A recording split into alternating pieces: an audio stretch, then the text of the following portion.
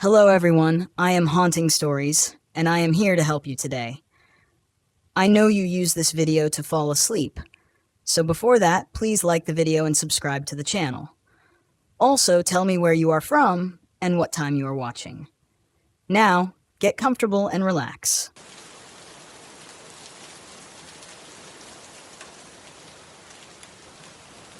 My name's Ronald Kalin, and in 2017, I took my RV to a spot near Kenai Fjords National Park in Alaska. I'm not a survivalist or a wilderness guide. I'm an accountant from Atlanta who got fed up with numbers and paperwork. So I figured I'd finally hit pause on life and spend a couple of weeks camping. I drove all the way from Georgia, chasing the quiet, thinking Alaska would be the kind of place where I could just sit back with a beer and let my brain go blank for a while. When I parked the RV in this isolated area just outside the national park, it felt perfect. Not a single person around. I was miles from the nearest campground, let alone a neighbor, and to me, that was ideal.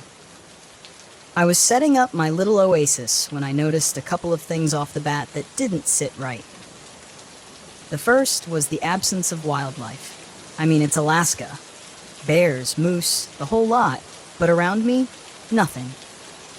No scat on the ground. No broken branches from animals passing by, just silence, except for the faint rustling of leaves. By day 3, I'd settled into a good routine. Coffee in the morning, a short hike in the woods, then I'd grill up whatever canned meal I felt like eating. It was on one of these afternoon hikes that I stumbled across an old, half-collapsed wooden cabin. It looked like it had been abandoned for decades. The door was hanging off the hinges, and there was this strange smell around it. A mix of rotting wood and something sharper, kind of metallic.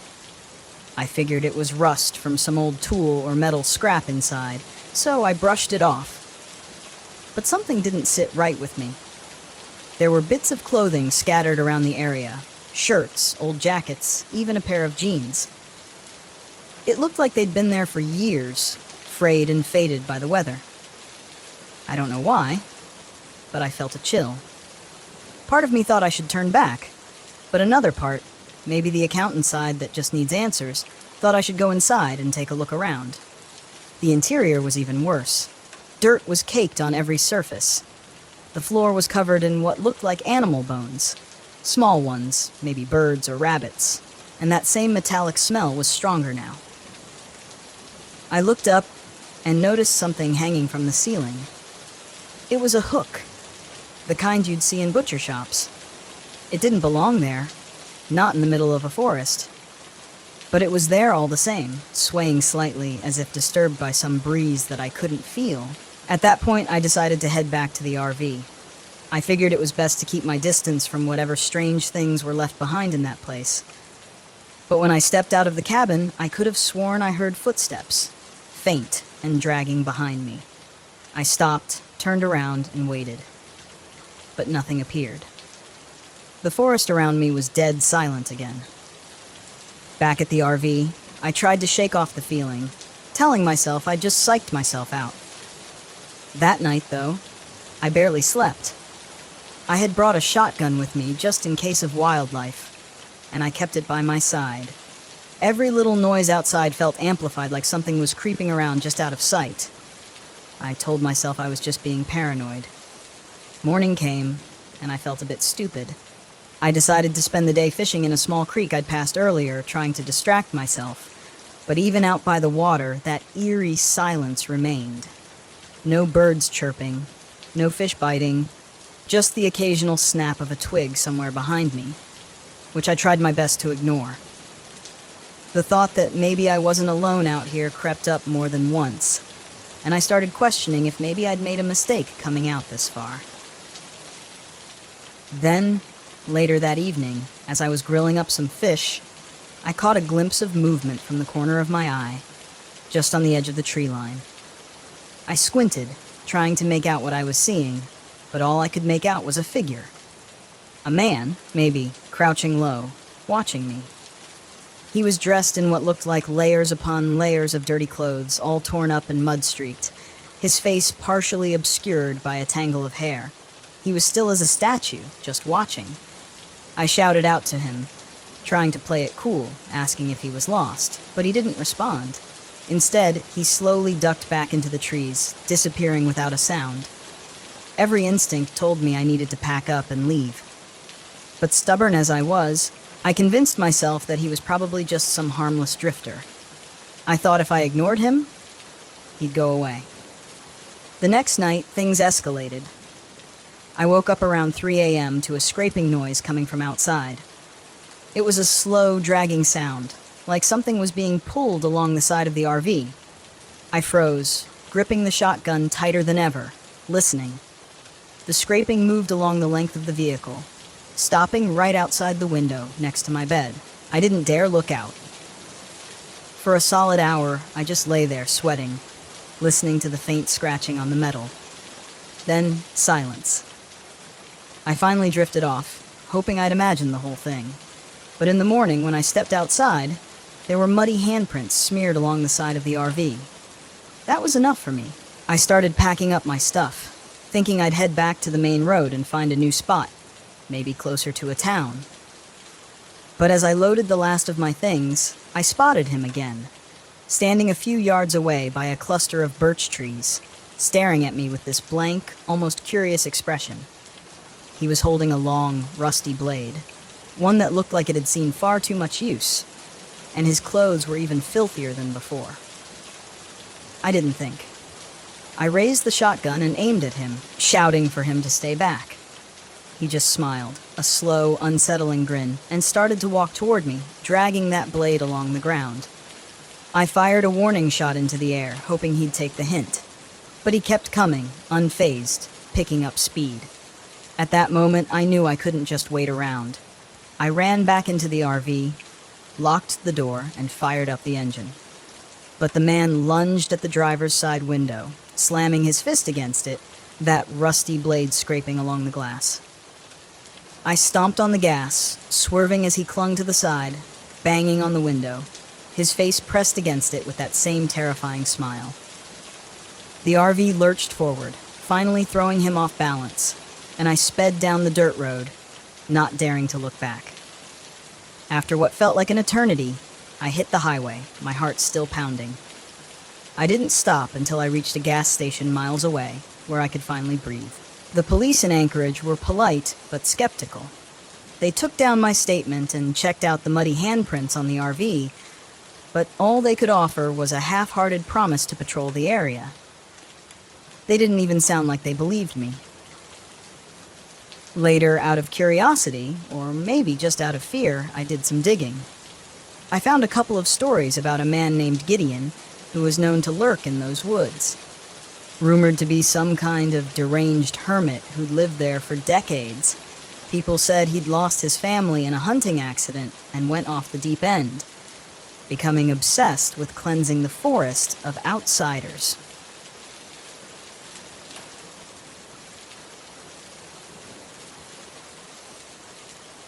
My name is Silas Kenneth, and what I'm about to share happened back in 1996. I was a Navy SEAL, and we were deployed on a secret mission in the dense forests of Oregon, not far from the small town of Tillamook. We were there to investigate a series of bizarre disappearances that had local authorities stumped. Being in the military, we didn't get all the details, just enough to know that something weird was going on, and it was our job to figure it out. We arrived in Tillamook under the cover of night. The air was thick with the scent of pine and damp earth, and the town itself seemed cloaked in an unsettling quiet. My team consisted of 5 men: Lieutenant Ryder Bridget, our commanding officer, Oscar Rachel, a communications expert, Jonathan, our medic, and Thomas David Delgado, a demolition specialist. All solid guys, men I had trusted with my life on more than one occasion. Our contact was a local sheriff named Rick Charle. He briefed us quickly, his voice tense. There have been over a dozen disappearances in the last 6 months, he said, running a hand through his graying hair. No bodies, no signs of struggle. People just vanish. We set up our base in an old abandoned ranger station deep in the woods. It was a 2-story structure, creaky and dilapidated, but serviceable. The first few days were uneventful. We patrolled the woods, using all our training to navigate the dense underbrush and towering trees, but we found nothing out of the ordinary. Then, on the fourth night, things started to change. We were sitting around the old wooden table in the ranger station, eating MREs and sharing stories, when we heard it, a scream, sharp and piercing, cutting through the stillness of the night. We bolted outside, weapons at the ready, but the forest around us was eerily silent. "Sounded like a woman," David said, scanning the darkness with his flashlight.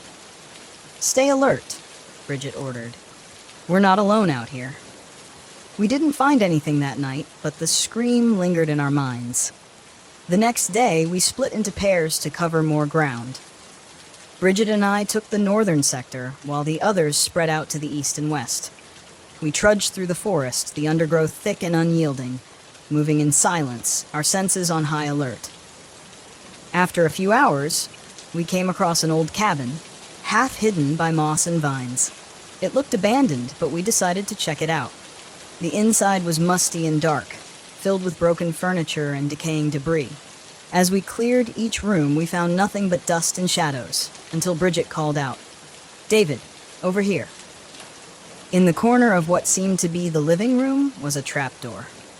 It was partially hidden under a rotting rug, and judging by the dust around it, it hadn't been disturbed in a long time. We pried it open and were met with a set of rickety wooden stairs leading down into darkness. "Stay sharp," Bridget whispered, and we descended into the unknown. The basement was cold and damp, the air thick with mildew. We swept the room with our flashlights and saw that it was filled with old crates and boxes. But in the far corner, there was something that made my blood run cold. An altar. It was crude, made of stone and wood with strange symbols carved into it. Around it were scattered bones, some animal, but others disturbingly human. "This isn't good," Bridget muttered.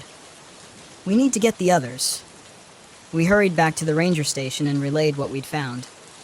The atmosphere grew tense as we discussed our next move. Gavin suggested we wait until morning to investigate further, but Bridget was adamant. "Whatever's happening, it's happening now. We need to act fast." We decided to head back to the cabin, this time with the whole team. It was getting dark, and the forest seemed to close in around us as we made our way back. The cabin looked even more ominous in the fading light, its shadow stretching out like a dark stain. Inside, we descended the stairs again, our flashlights piercing the gloom. We spread out, examining the altar and the surrounding area. David was the first to notice it, a small hidden compartment under the altar. He pried it open, revealing a journal, its pages yellowed with age. As we leafed through it, we realized it was a detailed account of rituals and sacrifices, written in a mix of English and some older, unrecognizable language. The last entry was particularly chilling. It spoke of summoning something, a creature that dwelled in the forest, hungry for human souls. "Guys, we need to leave," I said, a sense of urgency creeping into my voice. But it was too late. From above, we heard a noise, a low, guttural sound that sent a chill down my spine. We rushed up the stairs, weapons ready, but what we saw froze us in our tracks. Standing in the doorway was a figure, tall and gaunt, with pale, almost translucent skin. Its eyes were hollow, empty voids that seemed to suck in the light. It moved with an unnatural grace, stepping into the cabin without a sound. "Back away slowly," Bridget ordered. But the thing was faster. It lunged at Gavin, its hand a blur. We opened fire, the sound of gunshots deafening in the confined space. The creature staggered but didn't fall. It slashed at Gavin, who screamed in agony as he went down, blood gushing from a wound in his side. "Fall back," I yelled, dragging Gavin toward the stairs. We retreated, firing as we went, but the thing was relentless. We barely made it out of the cabin, with Bridget and David covering our escape. Once outside, we regrouped, panting and shaking. Gavin was in bad shape, and we knew we had to get him medical attention fast. But as we started to move, we heard more noises. Rustling in the underbrush, shadows flitting between the trees. "We need to get back to the ranger station." Bridget said, his voice grim. We half ran, half carried Gavin through the forest, the darkness pressing in around us. The sounds of pursuit grew closer, more distinct. We fired blindly into the trees, trying to keep whatever was following us at bay. By the time we reached the ranger station, we were exhausted and terrified. We barricaded the doors and windows, setting up a defensive perimeter.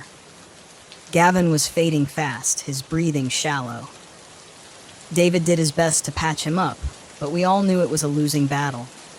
As the night wore on, the sounds outside grew louder, more insistent. We could hear them, the creatures, moving around the building, scratching at the walls, trying to get in. This can't be happening, Marco muttered, his face pale. What the hell are those things? Doesn't matter, Bridget said, his jaw set. We hold the line. We survive till morning. But dawn seemed an eternity away. Just before sunrise, there was a final assault. The creatures attacked with renewed ferocity, breaking through the barricades. We fought them off, but it was chaos. In the melee, Bridget went down, one of the creatures tearing into him with savage fury. Marco and I managed to drag his body inside, but he was gone.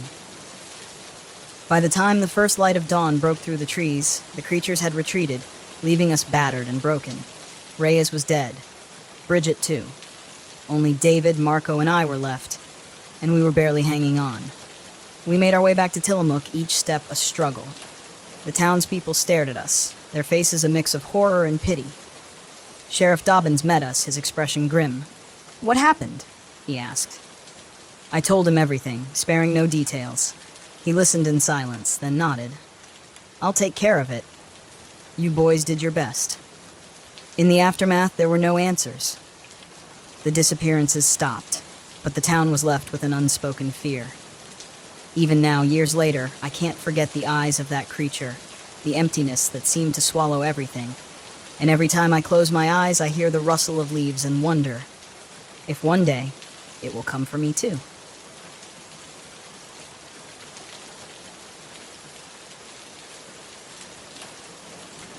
The road into the Boundary Waters was a frozen ribbon through a sea of snow, the trees standing like silent sentinels under heavy blankets of ice.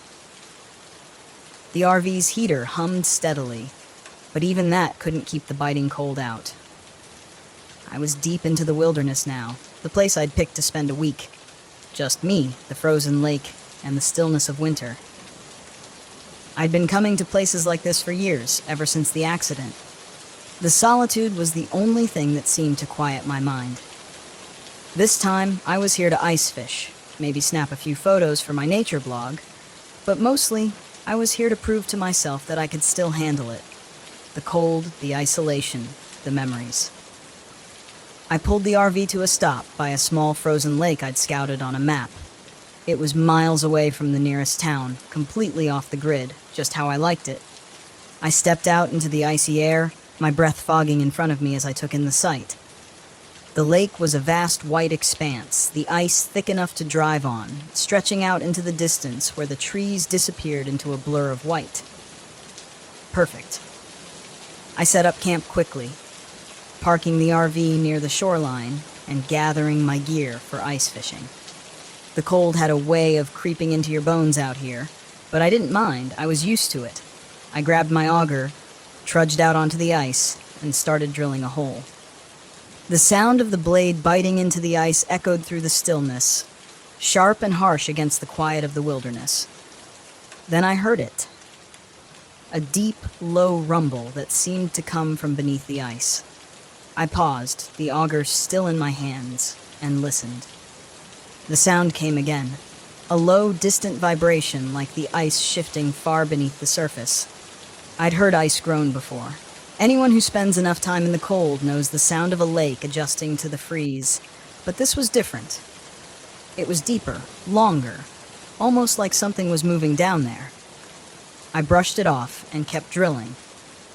By the time the hole was ready, the sun was already dipping below the horizon, casting long shadows across the snow. I set up my fishing gear, lowered the line into the icy water, and settled in to wait. The cold crept in quickly, even through my heavy coat, but I was prepared for it. I'd done this 100 times before, and the routine was comforting. But that sound, the rumble beneath the ice, kept creeping back into my thoughts. As night fell, I lit a small fire near the shore, the flames flickering weakly against the chill. I sat by the fire, staring out at the frozen expanse of the lake. The stars were starting to appear in the clear sky above, bright and distant. Then I saw it. A light, faintly flickering and coming from beneath the ice. At first, I thought it was a reflection, maybe the moonlight hitting the ice in just the right way.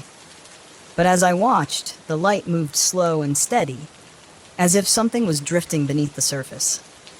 I blinked, rubbed my eyes, but it was still there, faint and regular, like a lantern swaying beneath the ice. I stood, my heart pounding in my chest, and walked toward the lake.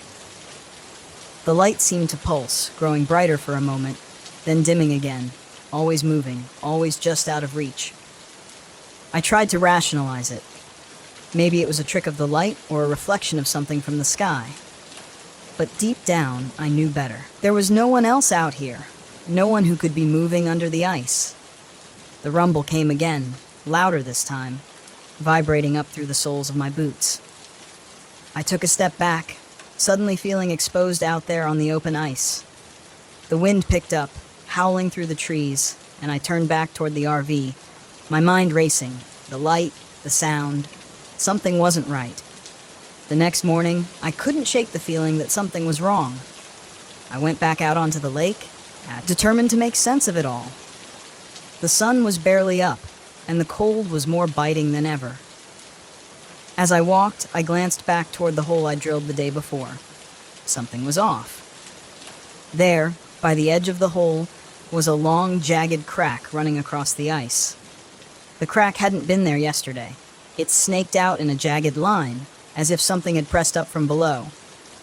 I knelt down, running my gloved fingers along the crack, feeling the cold seeping through the ice. The surface felt thin, too thin for the middle of winter. Then I noticed something glinting just beneath the ice. I leaned closer, peering into the crack. At first, it looked like a piece of metal, rusted and sharp, lodged beneath the surface. I reached into the cold water, pulling it free. It was old, jagged, like part of a machine. But there was no reason for it to be here. The nearest road was miles away, and there hadn't been any mining or construction in the area for years. The metal was strange, sharp and smooth, like it had been cut clean. As I held the piece in my hand, the rumbling came again. Louder now, closer. I stood quickly, scanning the lake. The light was back, faint but steady, moving beneath the ice, closer than before. My pulse quickened, and I felt a cold sweat break out under my coat. Something was down there. Something was moving. I backed away from the crack, my mind racing. The metal, the light, the sound. It all pointed to something beneath the ice. Something unnatural. But what? The stories I had heard over the years about strange things beneath the frozen lakes, about disappearances and creatures buried deep in the ice, came flooding back. I'd always dismissed them as nonsense, campfire stories to scare the newcomers. But now, standing there in the middle of the frozen lake, I wasn't so sure. I needed answers. Later that day, as I was gathering more firewood, I came across an old ice fishing shack near the edge of the lake that looked abandoned. But there were fresh footprints in the snow leading up to the door. Curious, I approached, knocking lightly before pushing the door open. Inside, I found an older man hunched over a small stove, warming his hands. His face was weathered, his beard streaked with gray, and he looked up at me with tired eyes as I stepped in. "Didn't expect to see anyone out here," I said, trying to keep my voice steady. The man grunted, his eyes narrowing. "Not many come this deep into the wilderness." I hesitated. "I've been hearing strange sounds under the ice, and I saw a light last night, moving beneath the surface. Do you know anything about that?" The man's expression darkened. He turned back to the stove, staring into the flames. "You shouldn't be out on that lake," he said quietly. "There are things beneath the ice, things that shouldn't be disturbed." "What do you mean?" I asked, my heart pounding. The man sighed, rubbing a hand across his face. There's an old mining operation under that lake, abandoned long ago. They were digging deep, too deep. Some say they woke something up down there. Ever since, strange things have happened. People go missing. The ice breaks when it shouldn't. And that light, it's not the only thing that moves down there. A chill ran down my spine. What's under there? The man shook his head. I don't know. But I've been coming out here for years, and I've seen enough to know when something isn't right. The lake's alive. It's watching you. That night, the light beneath the ice returned, brighter than before, pulsing like a heartbeat. I watched from the RV, my breath fogging up the window, as the rumbling beneath the ice grew louder, more insistent. I knew I couldn't stay. Whatever was beneath the lake, it was waking up. I packed my gear quickly, throwing everything into the RV. But as I started the engine, the ground beneath the RV began to tremble. The rumbling was almost deafening now, vibrating up through the frozen earth. I glanced out toward the lake, and my blood ran cold. The ice was cracking, long fissures spreading out from the center of the lake. And then in the distance, the surface of the ice exploded upward, a massive shape breaking through. I only caught a glimpse, something dark and enormous, sliding beneath the ice again, disappearing as quickly as it had appeared. But it was enough. I floored the gas pedal, the RV lurching forward as I raced away from the lake, the sound of cracking ice echoing behind me. The road was a blur, my heart pounding in my chest. But even as I drove, I could still feel it, the weight of something massive beneath the surface, watching, waiting. When I finally reached the main road, the rumbling stopped. But the memory of that thing beneath the ice stayed with me. I'll never forget it. The way the light pulsed, the way the ice cracked, as if it were alive. I left the boundary waters behind, but a part of me knows I'll never truly escape it. Some things should stay buried. And whatever's beneath that lake, it's not finished yet.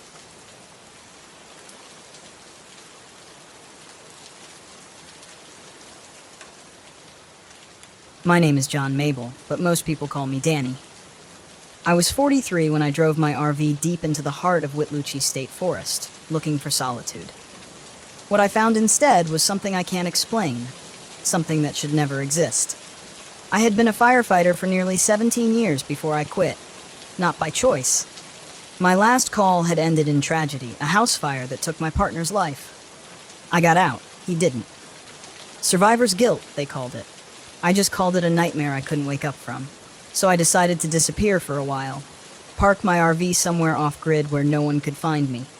Not my ex-wife, not my old station buddies, not the therapists who kept insisting I process my grief. I wasn't interested in healing. I just wanted silence. But silence wasn't what I found. The first night I woke to a scream. Not just any scream, a sound so sharp, so full of pain that it sliced through my skull like a damn ice pick. It sounded like a woman, but not exactly. There was something wrong about it. Too shrill, too stretched, too long. I bolted upright, heart pounding. Outside, my fire had burned low. The woods beyond my RV were pitch black, too still. The sound had stopped, but the ringing in my ears remained. I told myself it was an animal. Maybe a panther. Maybe a fox. I knew better, but I forced myself to believe it. Then I heard footsteps. Slow. Circling the RV. I grabbed my flashlight and flicked it on, aiming it out the window. Nothing. Just trees and shadows. I didn't sleep much after that. The next morning, I stepped outside and saw something strange. A few feet from my fire pit, the dirt was disturbed, like something had been standing there for hours watching. I shook it off, blaming my own paranoia, and spent the day hiking. The deeper I went into the forest, the quieter it became. No birds, no insects, just that thick, dead air pressing against my ears. Then I nearly tripped over it. A burned-out structure. Small, almost like a shack. It wasn't on any maps I'd checked before coming here. It looked old, but not ancient. Maybe a couple of decades, judging by the way the wood had blackened and split. I stepped closer, kicking at the ashes. That's when I saw the names, carved into the charred floorboards, scratched deep into the wood like someone had done it with their bare nails. Some were worn away by time, but others, I froze. One of them was mine.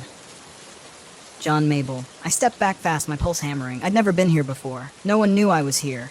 And yet, there it was. My name, burned into the bones of this ruined place. Something rustled behind me. I turned too fast, nearly falling. My flashlight flickered as I scanned the trees.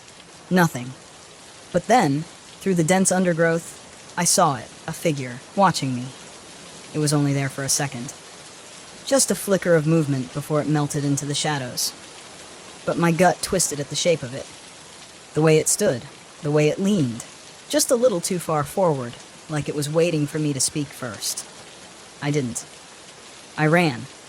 I got back to my RV at dusk, out of breath, every nerve in my body screaming at me to leave. But when I reached for my keys, they weren't there. I tore the place apart, searching the countertops, the drawers, my backpack. Nothing. Like they had just disappeared. Then the radio crackled. I hadn't touched it, hadn't even turned it on. But now, it was hissing with static, cutting in and out like a half-tuned station. I stepped closer, heart pounding. The noise sharpened. Mercer. I stopped breathing. Help me. A woman's voice, ragged, full of pain, distant, like she was speaking through a tunnel that stretched beyond time. Then the screaming started. It blasted through the radio at a deafening pitch, so loud and shrill that I dropped to my knees, clutching my head. It was inside me, rattling my skull, vibrating through my teeth like my bones were coming apart. My nose started bleeding. I reached up and ripped the radio out of the dashboard. Silence. My whole body shook as I stared at the radio in my hands. My ears were still ringing. My skin felt raw. I was leaving. Right now. I grabbed my emergency bag and a flashlight and bolted outside. I didn't care about the RV anymore. I'd hike out to the road, flag down a car, whatever it took. But the second my boots hit the dirt, I froze. Because standing at the tree line, illuminated by the last sliver of dying daylight, was her. Blackened skin sloughing from her face. Eyes, hollow pits of darkness. She screamed. My flashlight exploded in my hand. The sound sent me crashing to the ground, gasping for air. My lungs felt like they were on fire. My vision went white. When I could finally see again, she was gone. I don't know how long I lay there. When I finally pulled myself up, my whole body was trembling. I turned toward the road, forcing my legs to move. But no matter how far I walked, I always ended up back at the burned clearing, like the forest had twisted itself around me, like I'd never left. A part of me knew then. Knew that I wasn't getting out of here. The woods whispered my name, and then I saw myself. Standing at the edge of the clearing, near the wreckage of the burned shack. My own face. My own eyes. But wrong. The copy of me smiled. Not a normal smile. Too wide. Too sharp. Like the skin was splitting just to stretch the mouth that far. I took a step back. The other Danny didn't move. Instead, he lifted his hand and pointed. I turned, and the burned woman was standing right behind me. Her mouth opened. I never heard the final scream. I just remember the fire, the heat swallowing me whole, the crackling of my own flesh peeling away, the sound of my own voice joining hers, burning in agony, and then nothing. Days later, a ranger found my RV, burned down to the frame, no body inside, just my name, carved into the trees, and the radio, still playing, a soft, distant scream.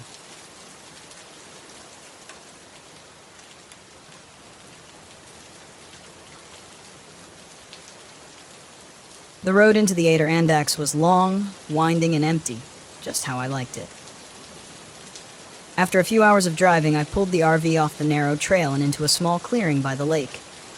The pines stretched high and thick around me, their dark green needles blending into the overcast sky.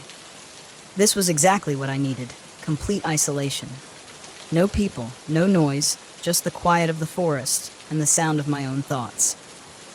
I parked the RV, turned off the engine, and stepped outside. The air was cool, crisp, with the faint smell of pine and damp earth. The only sound was the occasional rustling of leaves in the breeze and the distant ripple of water. Perfect.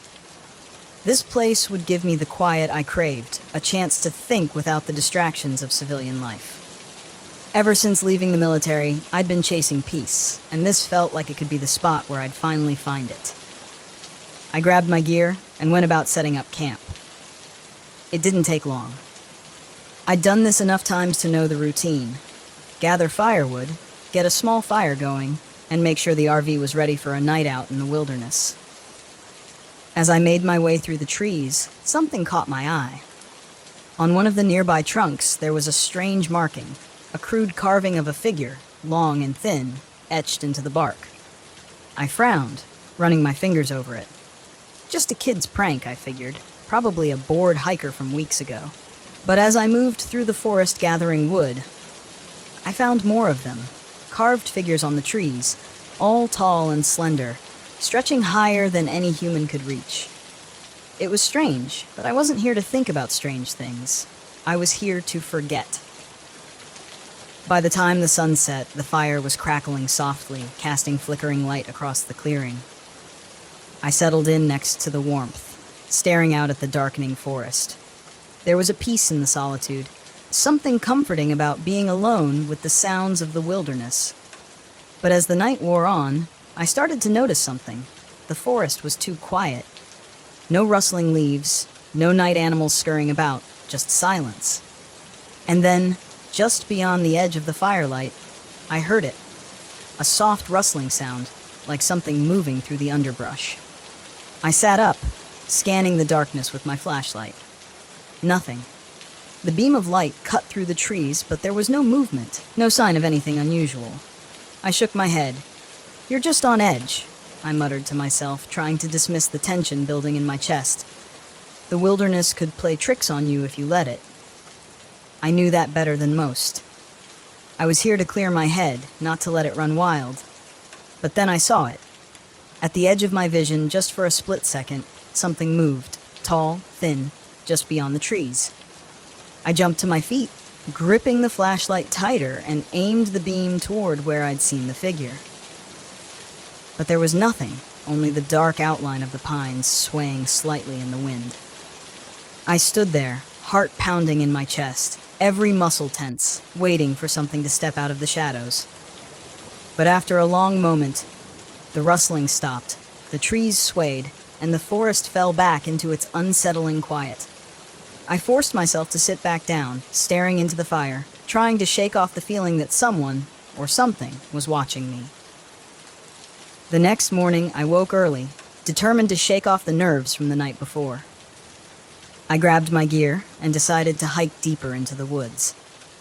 Maybe if I put some distance between myself and the campsite, I could clear my head. The trail was faint, barely more than a thin path winding through the trees. As I walked, I found more of the carvings on the trees, each one stranger than the last. They were everywhere, slender, elongated figures with no faces, all staring outward, all watching. The forest felt darker here, the canopy thick enough that the sunlight barely broke through.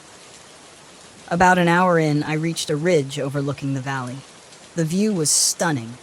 Endless trees stretching out below, the mountains rising in the distance. I was about to pull out my camera when I heard footsteps behind me. "Morning," a voice said. I turned to see an older man, probably in his 70s, standing a few feet away. He was holding a bundle of firewood in his arms, his face weathered and sun-creased, like someone who'd spent his entire life outdoors. "Didn't expect to see anyone out here," I said, giving him a nod. "Not many people come this deep into the forest," the man replied, his voice low and rough. He looked me up and down, then glanced toward the valley. "You camping nearby?" "Yeah, just over by the lake, trying to get some quiet." He gave me a long look, his expression unreadable. "You should be careful. This part of the Adirondacks, it's different." "Different how?" I asked, raising an eyebrow. He glanced around, his eyes flicking nervously toward the trees. "There's something in these woods. People call it the Watcher. It stays deep in the forest, watching from the shadows. You see it once, and you'll start seeing it everywhere." I laughed, shaking my head. "Local ghost stories." The man didn't smile. "It's not a story. It's real. People who see the Watcher and they don't come back the same." He took a step closer. I'm telling you this because you look like you've seen things. You know when something's not right, and something's not right here. I met his gaze, feeling that familiar knot of unease tightening in my gut. What do you mean? You'll know when it's close. You'll hear it first, and then you'll feel it, he said, turning and starting back down the trail. Just don't stay too long. I watched him go, his words echoing in my mind. Part of me wanted to laugh it off as superstition, but the way he'd looked at me, like he'd seen the same thing I had last night, made it hard to dismiss. That evening, back at camp, the unease was worse. The forest felt like it was closing in, the trees towering higher than I remembered, the shadows deeper, darker. The wind had picked up, making the fire flicker and sputter, but it didn't drown out the sounds. The rustling came back, louder this time, and with it something else. Footsteps, slow, deliberate, circling the campsite. I grabbed my flashlight, shining it into the darkness, but the beam barely seemed to penetrate the trees. The footsteps stopped as soon as the light hit them, but when I moved the beam, they started again.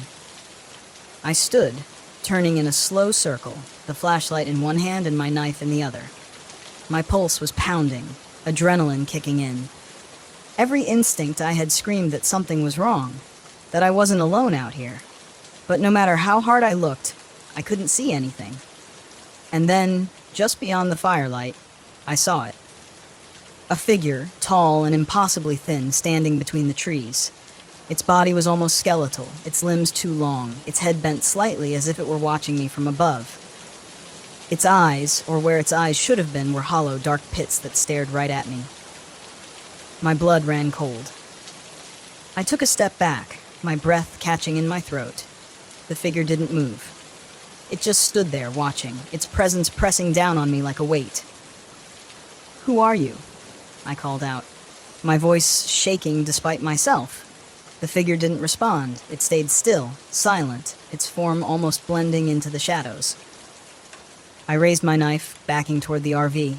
The figure remained at the edge of the light, watching, waiting. I reached the door, yanked it open, and stumbled inside, slamming it shut behind me. For hours, I sat by the window, knife in hand, waiting for the figure to move. But it never did.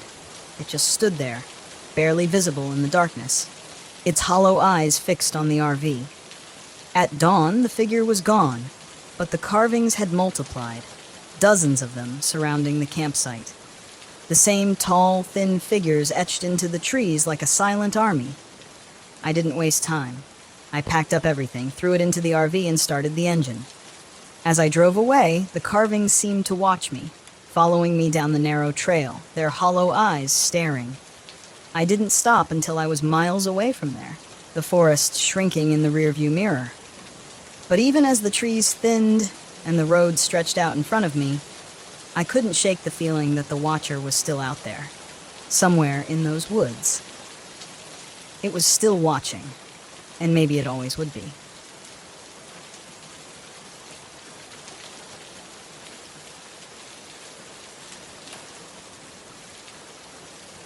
The fog was thicker than I'd expected. I pulled my RV into a secluded clearing in Pisgah National Forest and stepped out into the damp air, the smell of wet earth heavy in my nose. Everything was muffled, as if the forest were holding its breath. The trees were shrouded in mist, their trunks fading into the gloom, and the trail I'd heard so much about was hidden somewhere out there, waiting for me. I'd come here to find something unique. My vlog had been stagnating, and I needed a fresh angle. A fellow hiker had mentioned an unmarked trail, a path that didn't appear on any maps. One local swore disappeared and reappeared as if it had a life of its own. Perfect. If I could document it, film the mystery, my audience would eat it up. I grabbed my camera, set it up, and filmed a quick introduction. Hey everyone, it's Nathan here, and I'm in the middle of the misty Pisgah National Forest, about to track down the infamous Vanishing Trail. Legend says this path comes and goes, and people who wander too far down it don't come back. Let's see if that's true.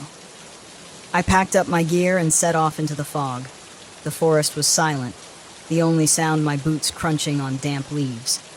I had a GPS in my pocket just in case, but I didn't plan to use it unless things got really bad. I wanted to go off the grid, find this mysterious trail, and see if there was anything to the rumors. I'd always been a skeptic. Ghost stories and folklore were fun to tell around a campfire, but not much else. As I walked, the fog thickened, swallowing the trees. It clung to my skin, cold and heavy. It wasn't long before I found the first strange marker, a stone slab jutting from the ground, its surface covered in spiraling symbols that didn't resemble any language I knew. I filmed it, talking into the camera as I described the find. This looks like something from an old burial ground, but there's no mention of this on any maps. Really makes you wonder what else is out here, hidden beneath the fog. I kept moving. The trees closed in tighter, and the trail became fainter, more overgrown. Soon it was little more than a game trail, barely wide enough to follow. I pushed forward, keeping the camera rolling, but after another hour of hiking, the trail simply disappeared. One moment there had been a clear path, now it was gone, swallowed by the forest. I checked my GPS, but the signal flickered weakly. The screen showed I was in the middle of nowhere. No path, no landmarks, just a blank screen with a blinking dot. Me, alone, in the fog. "Okay," I muttered, "you've dealt with worse." I turned back the way I'd come, but the forest looked different now. The trees seemed closer together. The undergrowth was denser. The fog was disorienting, and I had to rely on instinct to retrace my steps. The GPS was useless. I kept walking, scanning the ground for signs of the trail, but there was nothing. I was starting to feel uneasy. That's when I heard it. Footsteps, not mine. I froze. The sound came from deeper in the forest. Slow, deliberate footsteps crunching on the leaves. I turned, scanning the fog, but there was nothing, just the swirling mist. Then, out of the gloom, a figure emerged. An older man, his clothes tattered and damp, his eyes wide and vacant.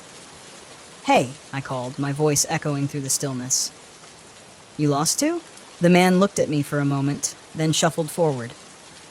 He seemed off. His clothes were torn, his face pale, and there was a distant look in his eyes, like he wasn't entirely there. "I've been walking for days," he said, his voice hoarse. "The trail, it keeps changing." "Are you okay?" I asked, stepping toward him. He shook his head. "No one's okay out here." I frowned, feeling a cold knot of fear tighten in my stomach. "What do you mean?" "The trail, it moves. I've seen it, watched it disappear and reappear. It's not just a path. It's the forest. It doesn't want us to leave." I stared at him, my mind racing. This guy was either delirious or onto something. Either way, I didn't like the way he was talking. "Look, I have a GPS," I said, pulling it out. "We can find our way back." The man glanced at the GPS, then back at me. "It won't help. The forest is messing with it." I didn't believe him. I couldn't. I was a rational guy, and this was just a forest. I'd get us back to my RV, get this guy some help, and be done with it. But as we walked, things got stranger. The mist thickened, wrapping around the trees like a living thing. The forest seemed to shift with every step. What had been an open path a moment ago would be choked with brambles. When I looked back, trees seemed to loom closer, twisting into unfamiliar shapes. The man, whose name I learned was Ella, grew more agitated with every passing minute. "It's watching us," he muttered. "It knows we're here." "Who's watching?" I asked, growing impatient. "The forest," he said, his voice barely a whisper. "It's alive, and it's been here long before we were." I ignored him, focusing on the GPS, but even that was failing me. The screen flickered, the signal cutting in and out. At one point, it showed me standing on a clear path, but when I looked up, there was nothing but trees. Thick, twisted trees that looked like they had grown there for centuries. We kept walking, the fog growing thicker, pressing in on us. The air felt heavy, almost suffocating, and the whispers started. Faint at first, like the wind through the leaves, but then more distinct, voices calling out from the mist. "Nathan." I froze, my heart hammering in my chest. "Did you hear that?" I asked Ella. He nodded, his eyes wide. "It's calling us. The forest." I tried to shake it off, tell myself it was just the wind, but deep down, I knew that wasn't true. The voice had spoken my name. We came across a backpack tangled in the branches of a tree, high above our heads. It was old, covered in dirt and torn, but when I climbed up to retrieve it, I found fresh supplies inside. Water, food, like someone had packed it yesterday. A chill ran down my spine. How had it gotten there? Ella was growing more paranoid, his eyes darting around like he expected the trees to come alive at any moment. "We need to leave," he kept saying, "before it's too late." We pushed forward, but no matter which direction we went, we ended up back where we started. The fog seemed to pulse with an unnatural energy. The whispers grew louder. Then, without warning, Ella was gone. I turned around, and he was just gone. The forest had swallowed him whole without a sound. I called out his name, but there was no response. Only the dense mist pressing in on me. Panic set in. I was alone, lost in a forest that didn't want me to leave. The GPS was useless, and my camera was flickering, showing distorted footage of things I hadn't seen. Shadows moving in the trees, figures lurking just out of sight. I started running, my breath coming in sharp gasps. The trees twisted and shifted around me. The fog was so thick I couldn't see more than a few feet ahead. Every time I thought I'd found a way out, the forest closed in, trapping me in a maze of branches and brambles. The whispers were louder now, calling my name over and over. My camera caught glimpses of movement, dark figures moving through the mist, vanishing before I could focus on them. I didn't know what was real anymore. The forest seemed to warp around me, bending reality to its will. Then, just as suddenly as it had begun, the fog broke. I stumbled out of the trees and found myself back at my RV. The mist lingered at the edge of the forest, but it didn't follow. I didn't wait. I grabbed my keys, threw my gear into the RV and drove, my hands shaking on the wheel. Back home, I reviewed the footage. Ella wasn't in it. It was like he had never existed. But deep down, I knew the truth. The forest had let me leave, but it hadn't forgotten me, and I had a feeling it was waiting, somewhere in the mist, for me to return.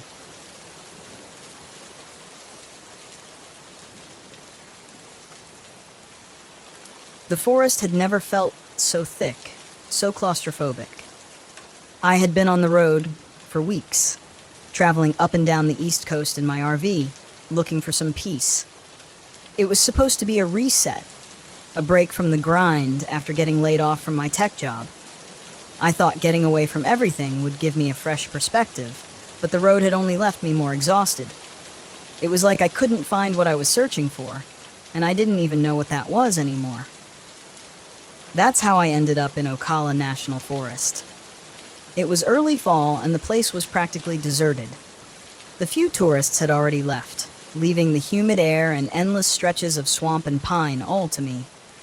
The ranger I passed when I pulled into the park didn't seem to think camping so close to Devil's Eye Spring was a good idea. "There's no one else out there this time of year," he said, leaning into my open window with a cautious smile. "People get lost in that part of the forest, especially near the spring. Strange place. People say it's cursed." Cursed? I didn't believe in any of that. I was here for quiet, not ghost stories. Still, his words stuck with me as I wound down the narrow trail in my RV, finally parking next to the spring.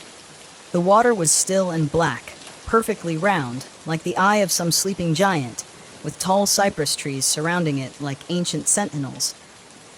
The spot was isolated, just as I wanted. After setting up camp, I sat by the water and tried to take it all in. The only sound was the occasional splash of something in the water. Fish, maybe, or a frog. The heat was oppressive, the kind of sticky warmth that clings to you and makes every movement sluggish. I hadn't realized how worn down I was from weeks of driving, but the moment I sat down, the weight of exhaustion hit me like a brick. It was a heavy kind of tired, the kind that seeps into your bones and makes you want to sleep for days. So that's what I did. I crawled into the RV, lay down on the thin mattress, and passed out. I woke up in the middle of the night, drenched in sweat. The RV was stifling, even with the windows cracked, and my head pounded like I'd been hit with a hammer. I sat up, rubbing my temples, trying to shake off the heaviness in my chest. That's when I noticed something strange. The forest outside was completely silent.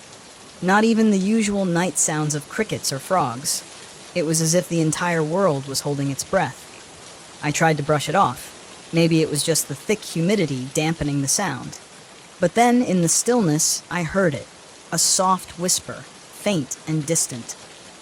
It was impossible to make out the words, but I knew it was there.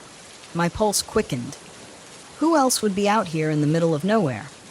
I grabbed a flashlight, threw on my boots, and stepped outside. The air was still, and the beam of my light barely cut through the haze hanging over the spring. Nothing.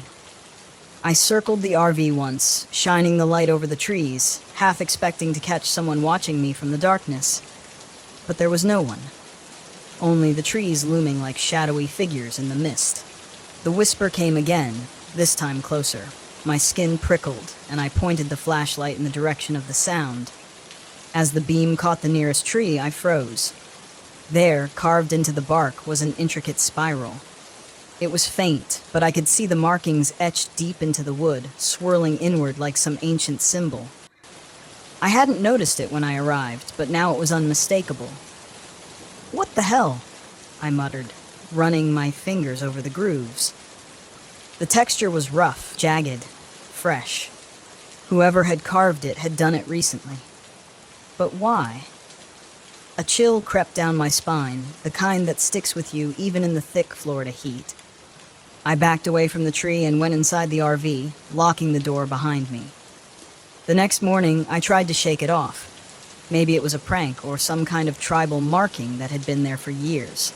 But something still gnawed at the back of my mind. The whisper I'd heard wasn't a figment of my imagination. I was sure of it. When I stepped outside again, my eyes went straight to the tree. The spiral was still there, mocking me with its perfect precision. I walked a few paces around the campsite, scanning the other trees. That's when I saw it. More spirals. Dozens of them, carved into trees, rocks, even the dirt near the edge of the spring. It was like they had multiplied overnight. I knelt by one of the carvings in the ground, my fingers trembling as I traced the lines. They were everywhere. My pulse quickened as I stood up, stepping back. I hadn't imagined them. They were real, and there were too many to ignore. I tried to rationalize it.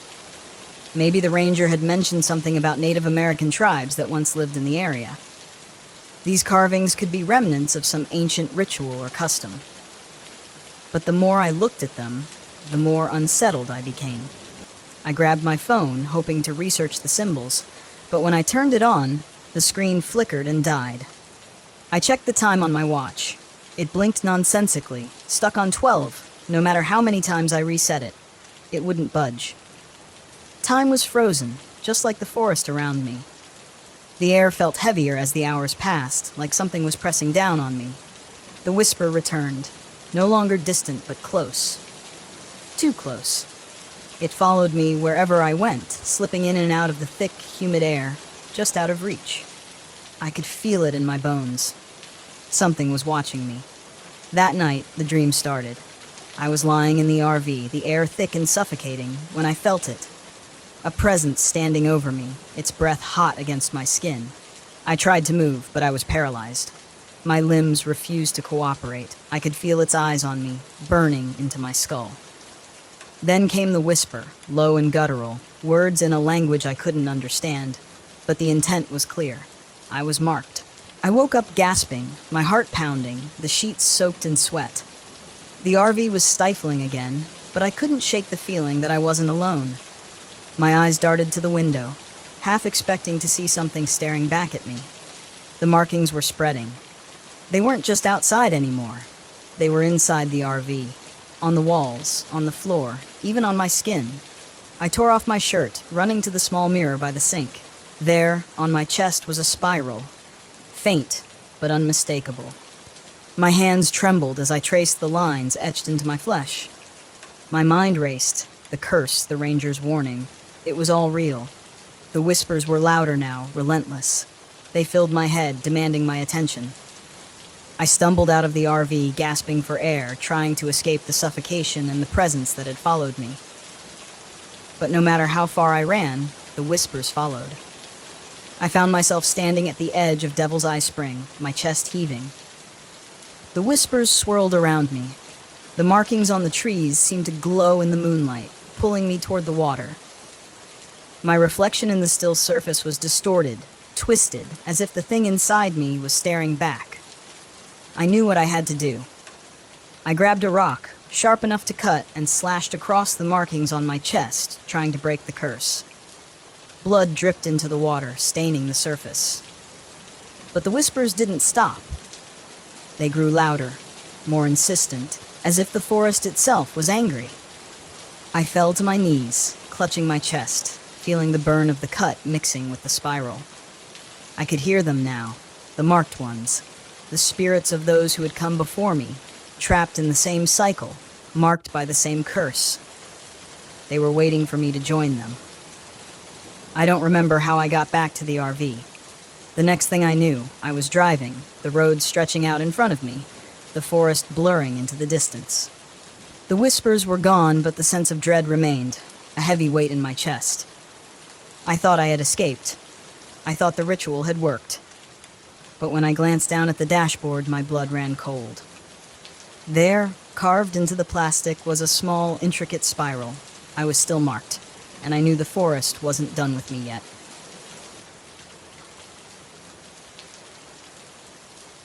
My name is Patrick Gerda, and back in 2015, I found myself in the dense forests of Olympic National Park in Washington State.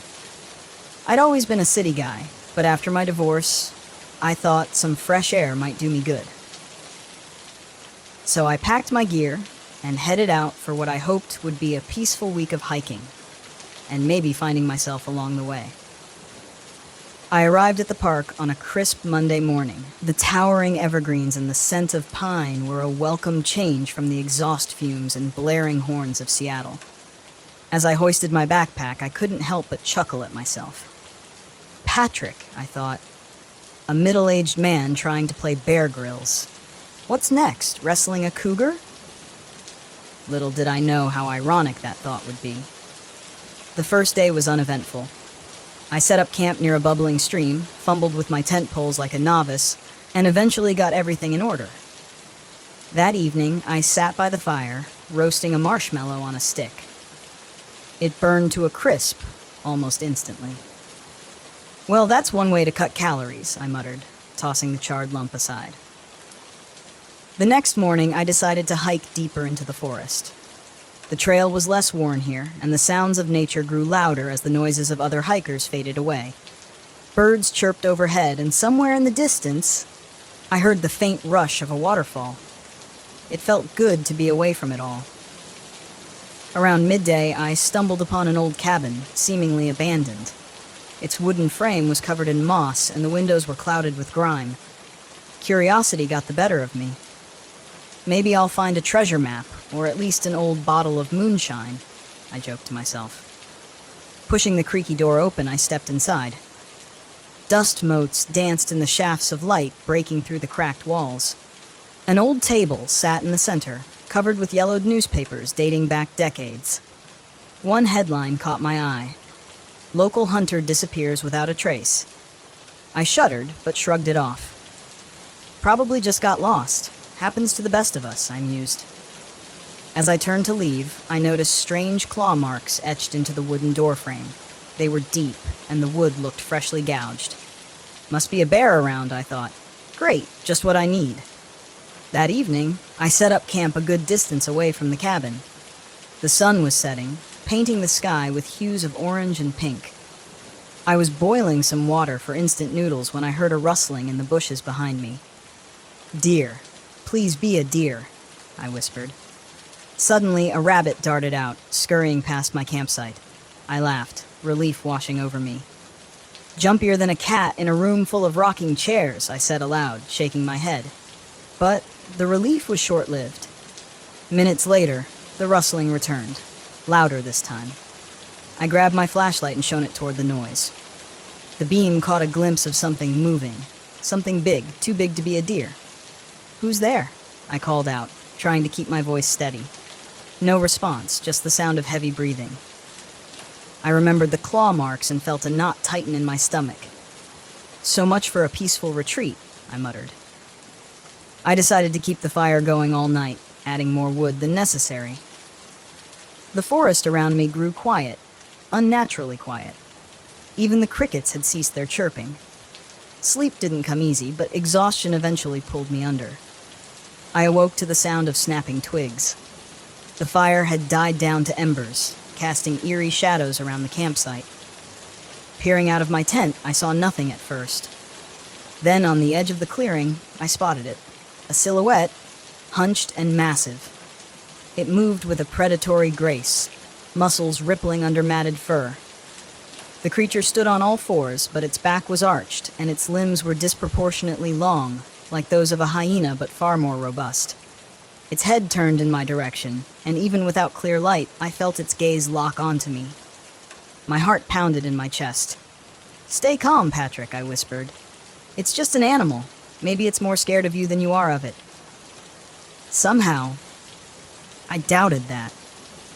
I reached slowly for my backpack, remembering the flare gun I'd packed at the last minute, a Christmas gift from my brother, who joked that I'd need it if I ever got lost or wanted to start a party in the woods. The creature began to advance, each step deliberate and silent. As it moved into a sliver of moonlight, I saw its face. An elongated snout like a wolf, but with patches of bare skin revealing raw flesh beneath. Saliva dripped from its jaws, and its ears were torn and ragged. Time to go, I decided. Clutching the flare gun, I burst out of the tent and fired toward the beast. The flare shot out with a hiss, illuminating the clearing in a red glow. The creature recoiled, emitting a low, guttural sound that vibrated in my bones. Without looking back, I sprinted into the trees, branches whipping against my face. Behind me, I heard the creature give chase, its heavy footsteps pounding the earth. "Come on, Patrick, move those legs," I urged myself. In my panic, I tripped over an exposed root, crashing hard onto the ground. Pain shot through my ankle. "Just perfect," I groaned. Crawling forward, I spotted a fallen branch, thick and sturdy. Grabbing it, I struggled to my feet. The creature emerged from the shadows, its eyes reflecting the faint light. It snarled, revealing teeth sharp enough to tear through flesh with ease. "All right, ugly. Let's dance," I said, trying to mask my fear with bravado. It lunged at me, and I swung the branch with all my might, striking its shoulder. It barely flinched. Desperate, I remembered the pocket knife in my cargo pants. Dropping the branch, I fumbled for the knife as the creature circled me. Just then, a loud bang echoed through the forest. "Get down," a voice shouted. I didn't need to be told twice. Dropping to the ground, I covered my head. A shot rang out and the creature yelped before retreating into the darkness. I looked up to see a park ranger emerging from the trees, shotgun in hand. "You all right?" he asked, eyes scanning the perimeter. "Do I look all right?" I retorted, but relief flooded through me. "Thanks for the save." He helped me up, noticing my swollen ankle. "Let's get you out of here," he said. "It's not safe." "No kidding," I replied. "What was that thing?" He hesitated. "We don't know. Been getting reports of hikers going missing, finding remains we can't quite explain." "Remains?" I echoed, a chill running down my spine. He nodded grimly. "Best not to talk about it here. Come on." As we made our way back to his cabin, he told me others had seen the creature but lived to tell the tale. "We call it the Shadow Stalker," he said. "Not very original, I know, but it fits." "Shadow Stalker? Sounds like a bad comic book villain," I scoffed. He cracked a smile. "Yeah, well, if it wears a cape and starts monologuing, I'll be sure to let you know." At the cabin, he bandaged my ankle and offered me a cup of strong coffee. "So, what's the plan?" I asked. "At first light, we'll get you to the main station and file a report," he said. "But between you and me, not much is being done about it." "Why not?" He sighed. "Budget cuts, bureaucracy, disbelief, you name it. Most folks higher up think it's just wild animal attacks." "That was no ordinary animal," I insisted. "Tell me about it," he replied, staring into his mug. Morning came, and true to his word, the ranger drove me to the main station. On the way, we passed a group of hikers setting off on a trail. Shouldn't we warn them, I asked. He shook his head. Wouldn't do any good. They wouldn't believe us, and we can't close the park without solid evidence. Frustrated, I decided to take matters into my own hands. After ensuring my ankle was sprained but not broken, I hobbled to the local library. If the creature had been around for a while, maybe there were records, legends, anything that could help. Hours of searching yielded little until I stumbled upon an old journal tucked away in the historical archives. It belonged to a trapper named William Hawthorne from the early 1980s. His entries spoke of a beast that walks like a man but hunts like a wolf, terrorizing the area. One passage stood out. The creature is drawn to those who wander alone, picking them off under the veil of night. Its weakness lies in silver, the metal that mirrors the moon it so craves. Silver, huh? I muttered. Great, because everyone carries silver bullets these days. Just then, an idea struck me. I remembered my late grandfather's antique shop was only a couple of towns over. He left me a box of old trinkets, including a silver letter opener. It wasn't a sword, but it was better than nothing. That evening, armed with the letter opener tucked into my boot and a renewed, if reckless, sense of purpose, I headed back into the forest. Third time's the charm, I joked, though my hands were shaking. I made my way to the area where the creature had attacked, leaving markers along the trail to find my way back. Hours passed and the forest grew darker. Every rustle, every snap of a twig set my nerves on edge. Finally, in a moonlit clearing, I saw it. The creature was hunched over something. No, someone. A hiker's backpack lay torn beside a motionless body. Anger bubbled up inside me. "Hey!" I shouted, stepping into the open. The creature lifted its head, snarling. Blood stained its jaws. It charged at me with terrifying speed. I waited until the last possible moment before sidestepping, slashing out with the silver letter opener. The blade grazed its side, and the creature howled in pain, stumbling. So the old man was right, I said, adrenaline coursing through me. It turned to face me again, more furious than before. I knew I had only one shot. As it leaped, I thrust the letter opener forward, aiming for its chest. The impact knocked me backward, the wind leaving my lungs. For a moment, everything was silent. Then the creature let out a guttural cry, staggering before collapsing to the ground. I scrambled to my feet, keeping a safe distance. The creature writhed, its form flickering between beast and something almost human, before finally lying still. Cautiously approaching, I noticed its fur receding, claws retracting. In its place lay a man, middle-aged, with a deep wound where the letter opener had struck. I stared in disbelief. "What are you?" I whispered. Footsteps thundered behind me. The ranger burst into the clearing, shotgun at the ready. He looked from me to the body and sighed heavily. "Well, you did it," he said. "You knew," I accused. "Suspected," he admitted. "But proving a local legend is tricky business." We stood there in silence. "What happens now?" I asked. "Now we make sure this doesn't happen again," he replied. In the days that followed, the official report stated that a rogue animal had been responsible for the attack and that it had been put down. The park remained open, the tourists none the wiser. As for me, I returned to Seattle, my quest for peace replaced with a story no one would ever believe. But at least I knew the truth. The creature had once been a man, cursed by forces beyond understanding, doomed to roam the forest in a monstrous form.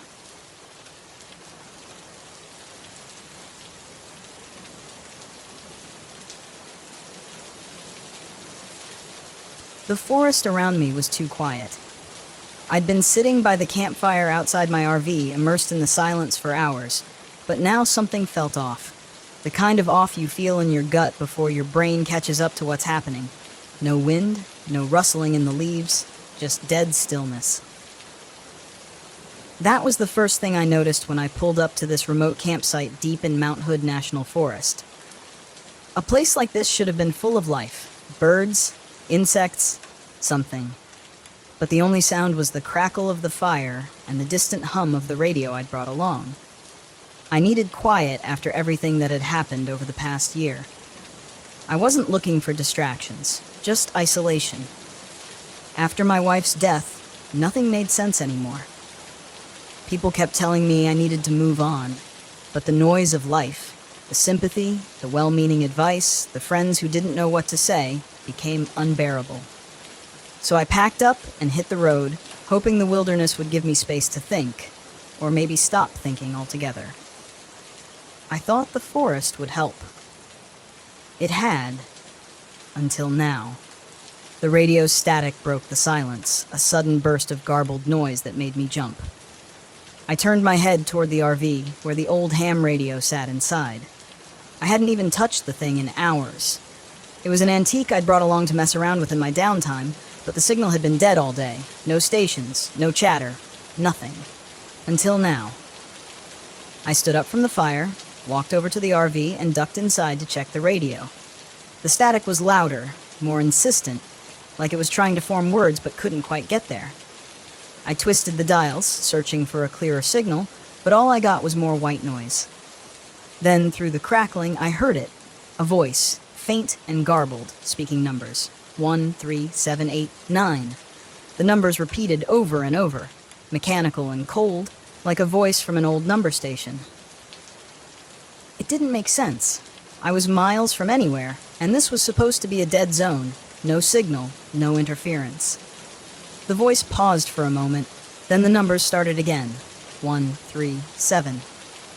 It sent a chill through me, but I told myself it was just some rogue signal bouncing off the atmosphere. Maybe a military transmission. There were logical explanations for this kind of thing. I was sure of it. But the way the numbers repeated over and over felt wrong. Like the message wasn't for just anyone. It was for me. I shut the radio off. My fingers were trembling slightly. I wasn't here for this. I needed quiet, not some weird radio signal rattling around in my head. The next day I tried to forget about the radio. I spent the morning hiking through the woods. The towering pines loomed overhead like silent giants. The air was cool and damp, the sky just a sliver of gray through the dense canopy. But something gnawed at me, a faint buzzing at the back of my mind. No birds, no animals, just silence.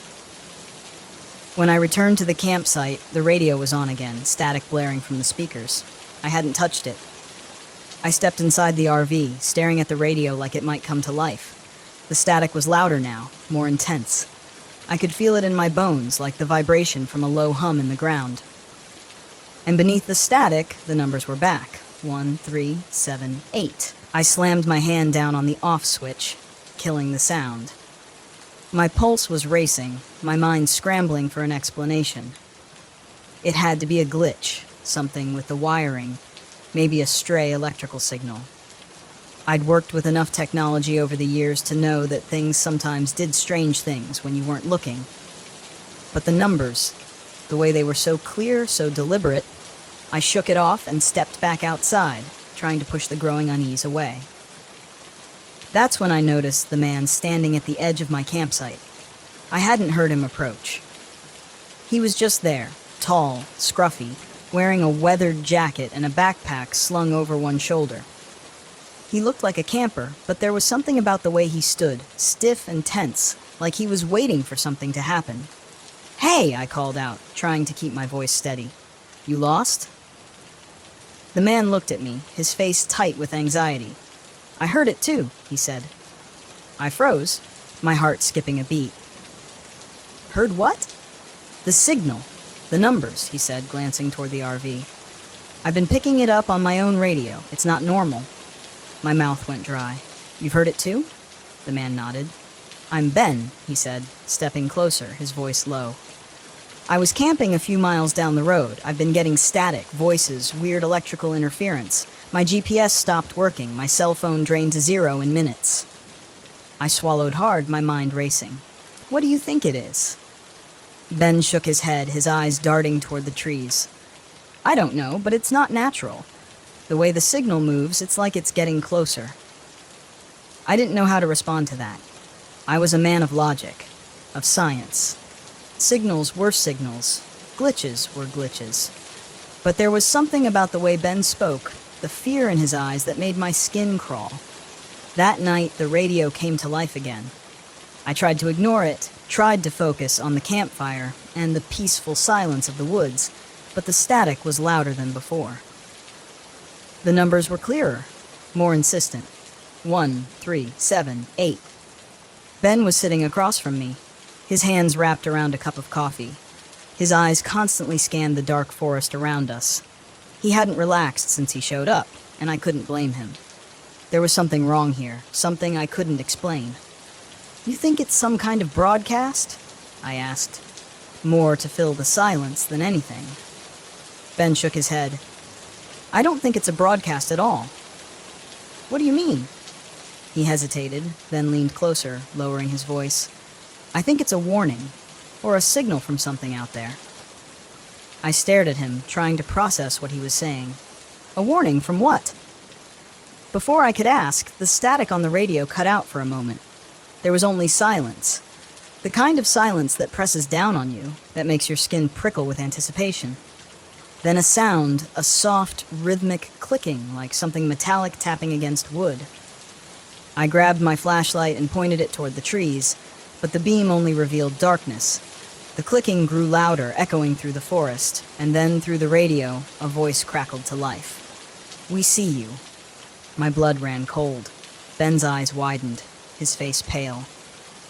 "What the hell was that?" I whispered, my voice barely audible over the pounding of my heart. The voice repeated, distorted and mechanical. "We see you."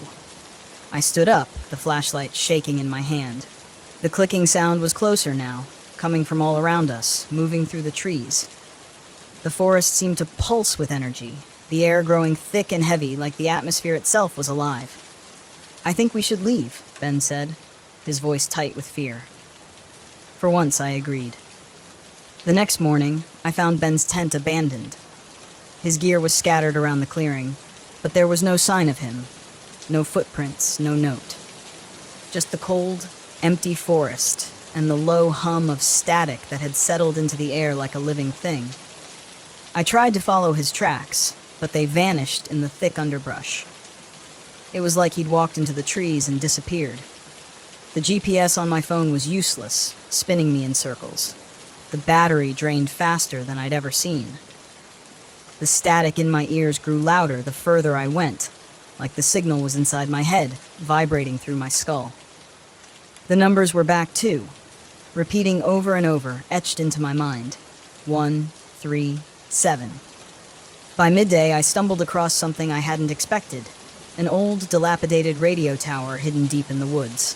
The metal was rusted, vines crawling up the sides, but it was still faintly humming with power.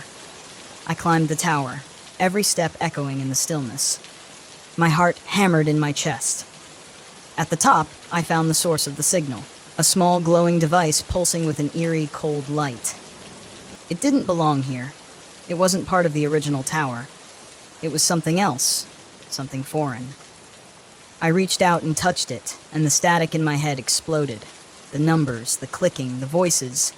It all crashed into me at once, an unbearable cacophony of sound. I stumbled back, nearly falling off the tower as the forest seemed to come alive around me. The lights returned, flickering in the trees, cold and mechanical.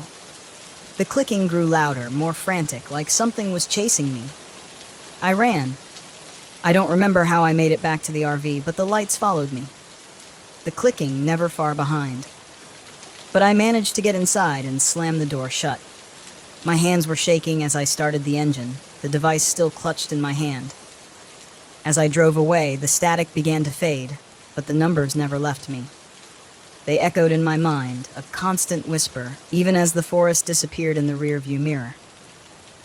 It's been days now, and when I'm still hearing them, I can't get them out of my head, and I can't shake the feeling that whatever was out there, whatever sent that signal, knows where I am. And it's not done with me yet. That's it for today's tale from Haunting Stories. If you have a story worth sharing, drop it in the comments or send it our way.